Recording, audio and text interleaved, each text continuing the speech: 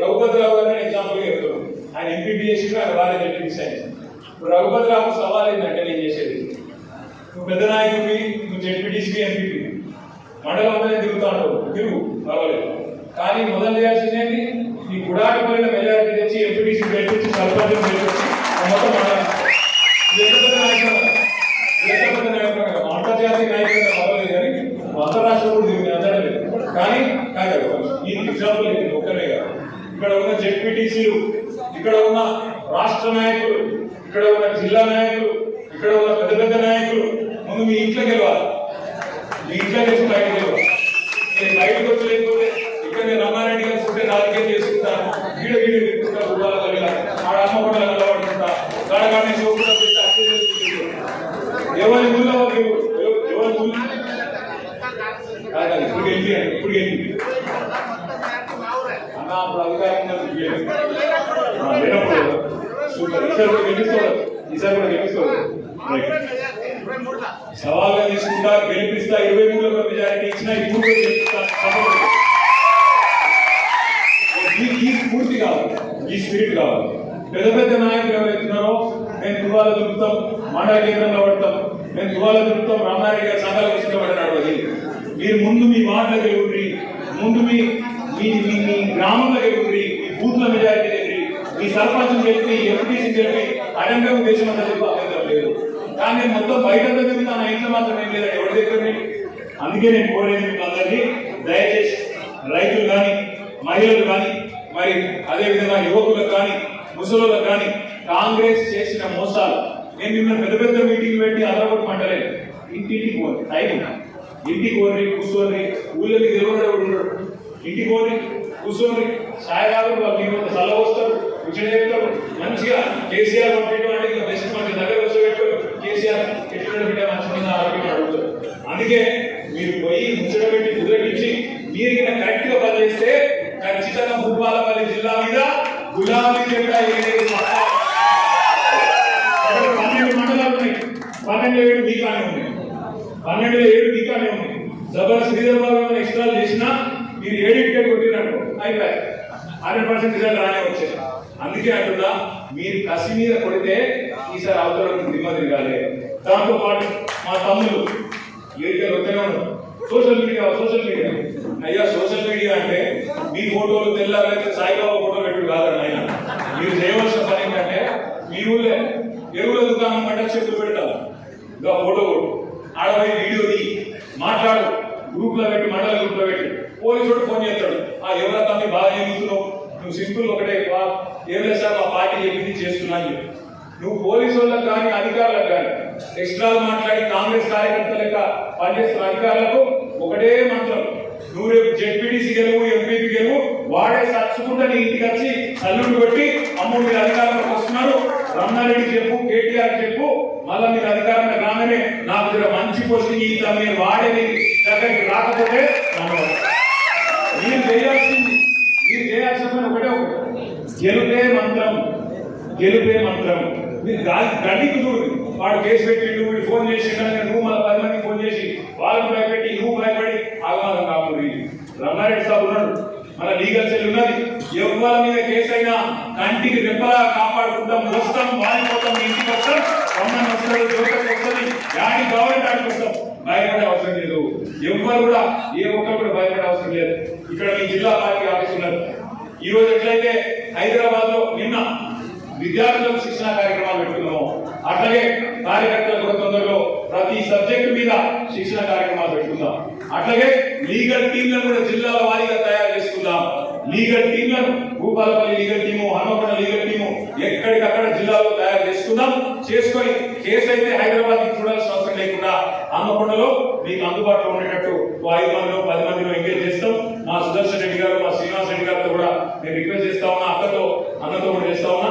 దయచేసి వినయ్ భాస్కర్ అన్నతో, మిగతా నాయకులతో, నరేంద్రతో మాట్లాడి హనుమకొండ ఏర్పాటులో కూడా మనకు పెద్ద టీం పెట్టుకుంటే 5-10 మంది బ్రహ్మాండ, మన పార్టీలో ఉన్న వేరే కూడా అవసరం లేదు, మన పార్టీలో ఉన్నారు, వాళ్లకు మాట్లాడుకుని ఎక్కడ ఎవరి మీద కేసు అయినా మనమే పోయి కోర్టులో వాదిస్తే ఇలా కోర్టులు చాలా నిజాయితీగా పనిచేస్తా ఉన్నాయి, మనకు న్యాయాన్ని ధర్మాన్ని అండగా ఉంటా ఉన్నాయి. కాబట్టి నాకు ఏ ఇబ్బంది లేదని మాట నేను చెప్తా ఉన్నాను. చివరిగా నేను ఒకటే ఒక మాట అన్నిటి మంది 3 ఏళ్ళు ఇంకా టైం ఉండేది నేను అనుకుంటాను.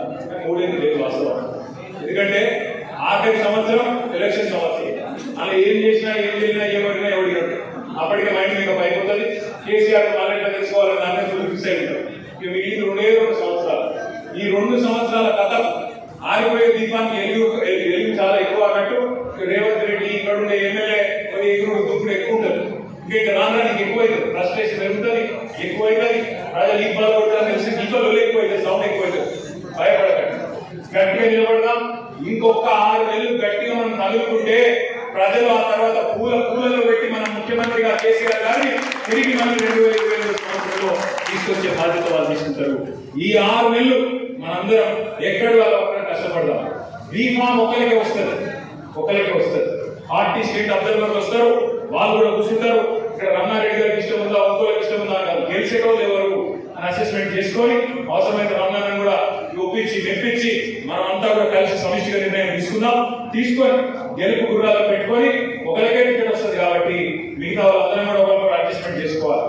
దబ్బన ఇప్పుడు నా కాన్స్టిట్యూన్సీ సిసిలో నేను ఏం చేస్తున్నా అంటే మొత్తం నాకు 58 ఎంపీటీసీ, ప్రతి ఎంపీటీసీకి ఒక ఇన్ఛార్జ్ చేసిన మా మున్సిపాలిటీకి వేసి వాళ్ళనే పోయి మొత్తం అక్కడ ఎవరెవరు పోటీదారులు ఉన్నారు ఆ ఊళ్ళందరూ కూర్చొని ఒకటే పేరు ఇస్తారా, 2 పేర్లు ఇస్తారా, 3 పేర్లు ఇస్తారా, ఎస్సీ అయితే ఎవరు, బీసీ అయితే ఎవరు, జనరల్ అయితే ఎవరు, ఎస్టీ అయితే ఎవరు, ఇట్లా లెక్కలు తీసుకొని రమ్మని చెప్పిన మొత్తానికి వచ్చేది.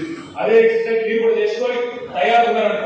ఏదైనా ఊళ్ళో అందరూ బుద్ధిమంతులు అందరూ కలిసి మేము అందరం కలిసి ఈయన పెడుతున్నాం అంటే ఇక పంచాయతీ లేదు, అంత ఊరంతా కలిసి కొట్లాడు. ఎక్కడైనా 2-3 పోటీ పడ్డారంట, ఆ 2-3 పిలిచి కుదిరియాల్సిన బాధ్యత మనమే తీసుకోవాలి. అందులో ఎవరు ఉత్తమమైన క్యాండిడేట్ అయితే వాళ్ళకి బీఫామ్ ఇవ్వాలి, ఇచ్చి ఒకటే చెప్పాలి.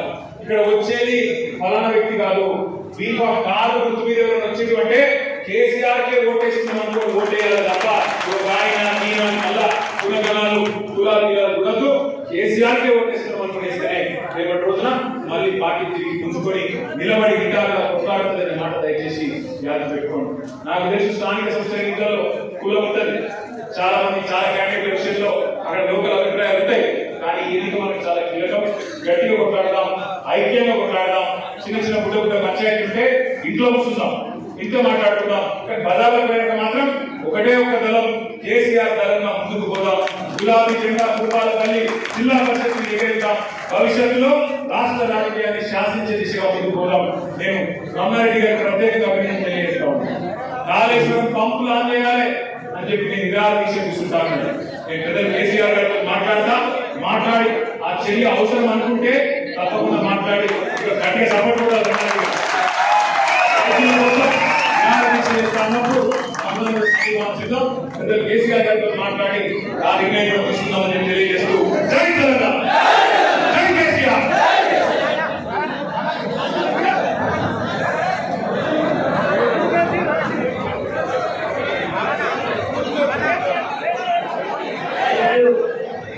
గారికి ప్రత్యేక ధన్యవాదాలు. అందరూ ఓటుకుంటూ ఉంటే ఫోటో దయచేసి సెల్ఫీలు కాకుండా మీరు ఎవరికైనా తీసుకోండి, కానీ సెల్ఫీలు చూడడంతో అందరికీ చాలా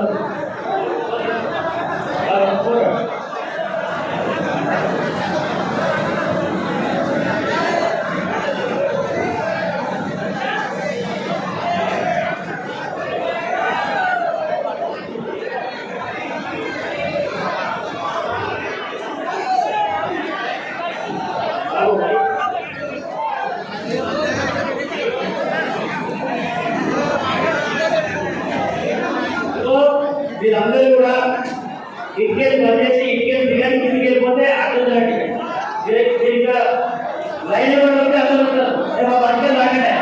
అట్కే లాగానే ఇటుకెళ్ళి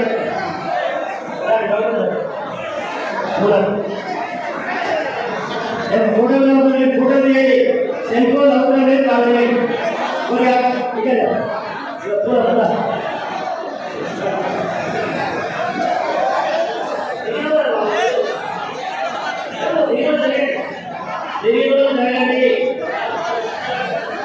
ఒక్క నిమిషాలు